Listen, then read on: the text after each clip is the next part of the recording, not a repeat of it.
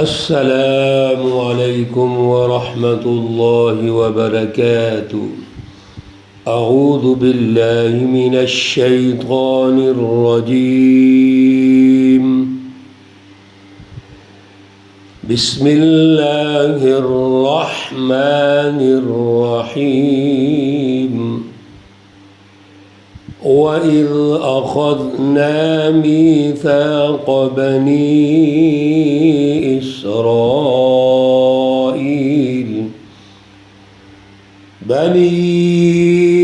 إِسْرَائِيلَ لَا تَعْبُدُونَ إِلَّا اللَّهَ وَبِالْوَالِدَيْنِ إِحْسَانًا وذي القربى واليتامى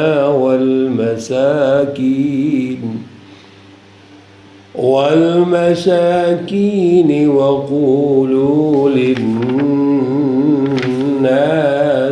حسنا وأقيموا الصلاة وآتوا الزكاة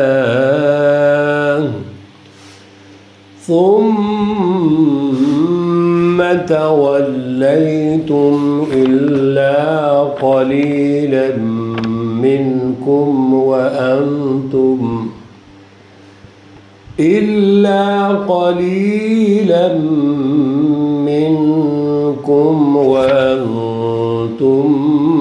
معرضون۔ صدق اللہ العلی العظیم۔ اللہم صل علی سیدنا ومولانا محمد النبی الأمی وعلى آلہ واصحابہ وبارک وسلم وصل علیہ۔ معزز سامعین و سامعات، پارہ نمبر 1 سورۃ البقرہ، آیت مقدسہ نمبر 83۔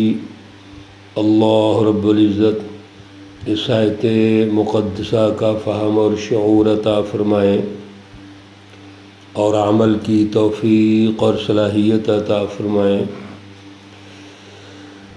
یہاں سے وَإِذْ أَخَذْنَا سے بنی اسرائیل سے ایک معاہدہ لیا گیا، اس معاہدے کا تذکرہ ہے۔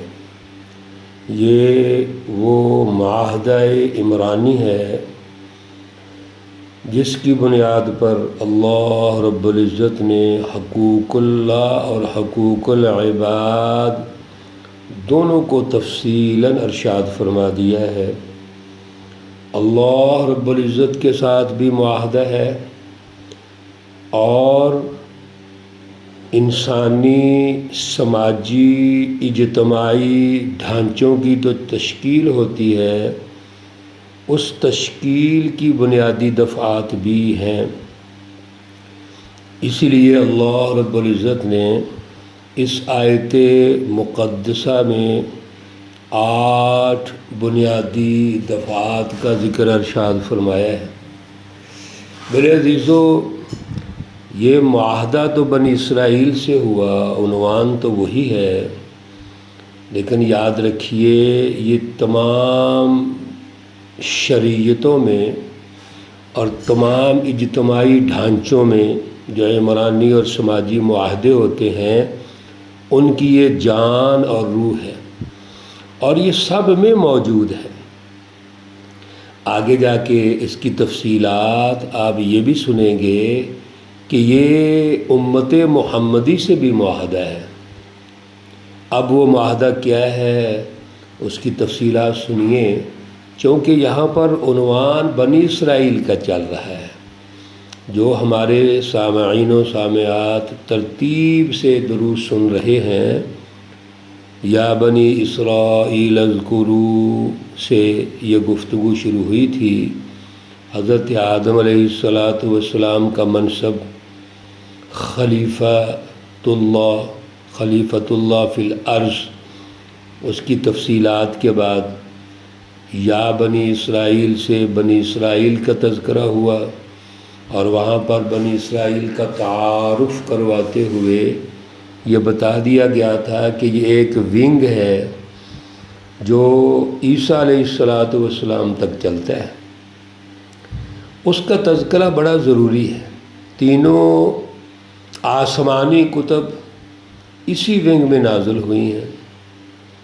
تو ابراہیم علیہ السلام کے ساتھ بھی یہ جو 8 یا 10 اصول ہے یہ موجود تھے، اور اس کے بعد بنی اسرائیل سے معاہدہ ہوا، اور یہ سب کتابوں میں موجود ہے۔ اللہ فرماتے ہیں وَإِذْ أَخَذْنَا، اور جب ہم نے وعدہ، جب ہم نے لیا، اذ یاد کرو اس وقت کو، یہ پہلے بھی اذ کے بارے میں گفتگو ہو چکی ہے۔ اخذنا ہم نے لیا، نون الف نا جمع متکلم کی ضمیر ہے، ہم اس کا معنی ہے، کافی دفعہ یہ آ چکی ہے۔ کیا لیا؟ میثاقا، قول و قرار، وعدہ، یعنی ایک عمرانی معاہدہ ہوا، کس سے؟ بنی اسرائیل سے۔ اس معاہدے کی پہلی دفعہ یہ ہے، پہلی شک یہ ہے کہ لا تعبدون، تم عبادت نہیں کرو گے الا اللہ، مگر اللہ کی۔ میرے عزیزو، عبادت کے بارے میں کافی گفتگو پہلے ہم کر چکے ہیں۔ یہاں 2 باتیں ہم ذرا ہائی لائٹ کر لیتے ہیں یاد دہانی کے لیے، کہ عبادت اللہ کی ہے۔ اس کا مطلب کیا ہے کہ اپنے قلب میں، اپنے دماغ میں، اور اپنے تمام عمل و کردار میں یہ بات طے کر لو کہ ہمارے لیے اگر کوئی ہستی آل ان آل، خود مختار، بڑی ہستی ہے تو وہ صرف اللہ کی ہے۔ یہ اقرار باللسان بھی ضروری ہے، تصدیق بالقلب بھی ضروری ہے، اور اس کے مطابق عمل بالجوارح، یعنی اپنا عمل و کردار بھی ضروری ہے۔ تو عبادت کل وقتی کام ہے، جز وقتی نہیں ہے۔ پھر عبادت کا تعلق محض نماز، روزے یا ارکان اسلام سے نہیں ہے۔ یہ ارکان اسلام تو ہماری ٹریننگ اور تربیت کے لیے ہے۔ اللہ رب العزت کے سامنے ہم نے اپنے آپ کو پیش کرنا ہے، تو پیش کرنے کے لیے کچھ سسٹم تو ہونا چاہیے نا۔ تو یہ ارکان اسلام ایک سسٹم کا نام ہے۔ یہ نظام صلاۃ ہے، نظام زکوٰۃ ہے، نظام حج ہے، نظام روزہ ہے، یہ سسٹم ہے پورے۔ محض یہ نہیں کہ ایک کام کریں، رسم ادا ہوگی، فارغ نہیں۔ اس لیے عبادت کل وقتی ہے، ہر وقت اللہ کے تابع ہونا۔ یہ جو ہم نے رسماً عبادتیں بنائی ہوئی ہے، تھوڑی سی کر لیں اور بعد جا کے مرضی کرتے ہیں، ایسی تو بات نہیں ہے۔ مسجد ٹریننگ سینٹر ہے ہمارا، وہاں سے ہم نے تربیت لے کے مارکیٹ، بازار اور گھروں میں جانا ہے، اور اس کا نظام قائم کرنا ہے۔ جو مسجد کا نظام ہے، خدا شناسی، انسان دوستی کا، اس کا نظام قائم کرنا ہے۔ اس لیے لا تعبدون الا اللہ پہ یاد رکھیے کہ عبادت یعنی اگر کوئی ہستی بڑی ہے جس کے سامنے ہم نے سب کچھ جھکا دینا ہے، اپنا تن، من، دھن، سوچیں، نظریات، خیالات، وہ اللہ کی ذات اقدس ہے۔ ان جملوں کو میرے عزیزو ہم نے ذہنوں میں رکھنا ہے۔ دوسری اس کی دفعہ کیا ہے جو قول و قرار ہوا ہے؟ وَبِالْوَالِدَيْنِ إِحْسَانًا، والدین کے ساتھ احسان کرو، نیک سلوک کرو۔ میرے عزیزو، اس پر قرآنی آیات، احادیث بے شمار ہیں، اور اللہ رب العزت نے جب آگے جا کے سورہ بنی اسرائیل میں ہی وَقَضَىٰ رَبُّكَ اللہ تعبدوا الا ایاہ وبالوالدین احسانا۔ وہاں پر بھی اللہ نے جہاں اپنا تذکرہ فرمایا کہ اللہ کی عبادت کرو، وہاں والدین کا تذکرہ ارشاد فرما دیا ہے۔ دنیا کے اندر اگر کوئی اللہ رب العزت کی شفقت رحمت کا مظہر ہے تو وہ والدین ہوتے ہیں۔ دنیا میں تربیت اور نشو و نما کا جو سسٹم ہے وہ اللہ نے والدین کو دیا ہوا ہے۔ والدین جب کسی بچے کی نشو و نما پہ توجہ کرتے ہیں، تربیت کرتے ہیں تو اللہ کے حکم سے کرتے ہیں، اللہ راضی ہوتے ہیں، اللہ نے ان کی ڈیوٹی لگائی ہے، تو والدین کے ساتھ بھی تو نیکی کرنی ہے۔